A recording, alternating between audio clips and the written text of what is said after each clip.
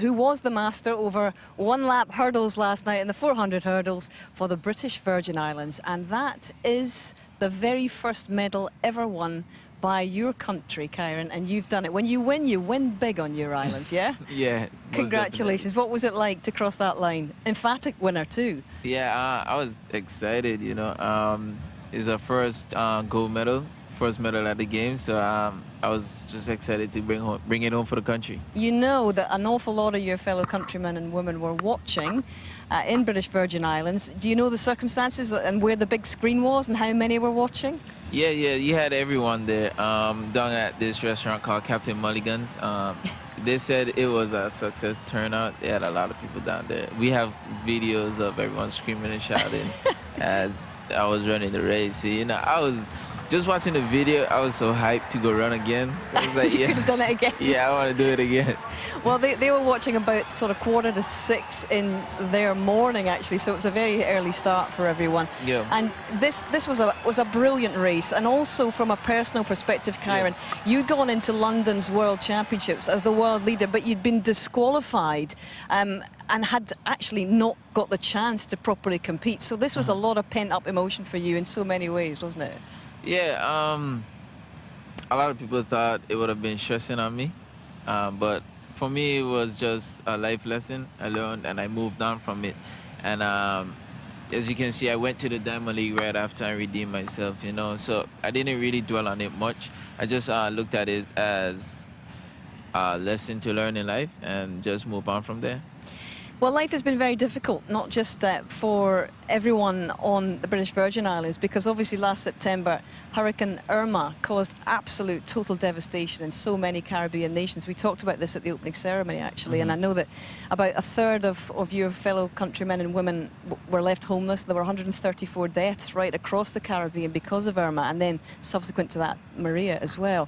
And there was one gentleman in particular who was very close to you who sadly perished as well. Can you just give us a little bit of context and who this fellow was and how much he meant to you? That was my coach. He's been my coach since out of high school. He was a great inspiration to me. He was a father to me. He was someone that I could talk to in general rather than just being coach. He was someone I could have a conversation with. We discussed a lot of stuff, a lot of personal issues. And when I heard about him dying, I don't know what I was feeling. Just sat there and we just thought about it. And then at that moment, I wanted to quit track because I had no motivation. And it's still hard for me to do track right now because I still find a hard time finding motivation. But with family and friends, we walk through it day by day. It was very difficult, I know. How tough has it been over the last few months since then? Because obviously the island's track was practically destroyed. You had to move to America and basically to start your life again there. You've had a lot to deal with. Yeah, we moved from Tortola to South Carolina, and it was a very entire different atmosphere that we have been in. It's cold. We had to learn how to train indoor track. I had to adjust to a lot of stuff, adjust to the States life.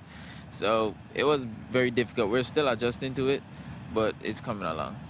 Well, Dag Samuels, your coach, who sadly perished there, I know he was on your mind last night when you were competing, but you really did hold yourself together so beautifully, not just during the race, but obviously in the medal ceremony afterwards.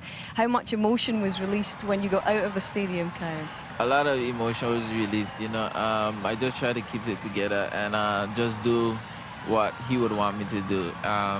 Instead of just thinking of the bad, I just thought of the good that he would want for this moment. So in the stadium, it was more for the country rather than personal issues. Yeah, of course. And I'm sure there's been so much joy on the island now. How well are the British Virgin Islands recovering from the storm, and how much is the reconstruction effort underway now then? I think it's coming along pretty good. When I visited there back in January, it was better than when I left it in September.